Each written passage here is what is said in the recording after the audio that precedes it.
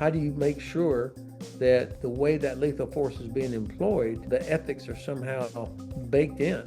I see AI really as, particularly in military sphere, and please correct me if I'm wrong. I have no military experience, so perhaps I'm speaking out of turn, but I see it as similar to stock market trading and chip design. At first computers were an edge, and now kind of with the widespread adoption of algorithmic trading, people are removed from the minutia of individual trades, which take place at speeds and frequencies that people can't comprehend. And similarly, our newest GPU chips done by NVIDIA are being designed by AI models. We don't understand why they operate more efficiently, but they do. Computers themselves are designing computers. And the way I look at war is that this is bound to happen to war as well. What, in your mind, does war planning look like when generals are planning strategy, but they're increasingly unable to plan tactics because those tactics are being taken over by, as you say, swarms of drones that are attacking other swarms of drones, and the minutia are being determined by machines. So, first of all, I think of drones as that's a capability, like vehicles, airplanes, different types of weapons. It's another thing that can give you advantage in terms of speed, surveillance, strike. Okay, it's a thing. And so the key is to get those capabilities into situations that help you achieve whatever your objective is. You still cannot hold terrain with a drone. You can't seize terrain with a drone. It's a thing that helps you seize or defend uh, in combat. So the side which is best and quickest at implementing that is the one that's going to succeed. Now, the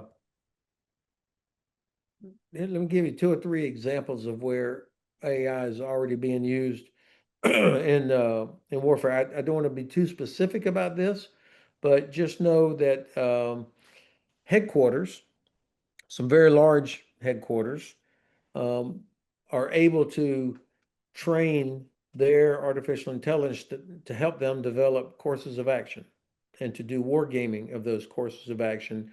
And the way they do it is when they're going through the intelligence briefings and the commander's giving guidance. They said, hey, I'd like to be able, how do we address this particular challenge, or how do we do this? And all of this is being recorded and fed into the devices that are used that enable the artificial intelligence to absorb all this incredible amount of information faster than any dudes with pen and paper could have ever done. And then it goes into the process that then spits out, hundreds of possible courses of action that the admiral or the general might want for whatever the mission is. So this is a part of how it helps in planning and war gaming and developing courses of action.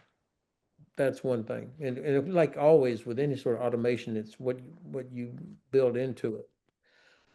Another more another not rudimentary, but a different aspect of artificial intelligence that I think is very important, and it kind of alludes to what you just said, is how do you build in ethics when devices can make decisions about the use of lethal force faster than any human could possibly do it?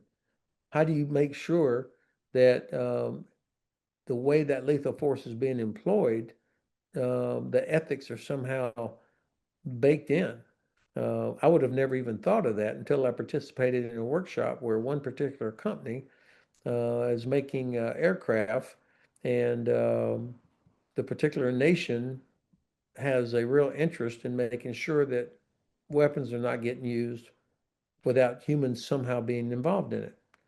And so they're looking for ways to build in the ethical considerations. I don't know how. I just gave them the types of situations that they might encounter, and then can you build that in?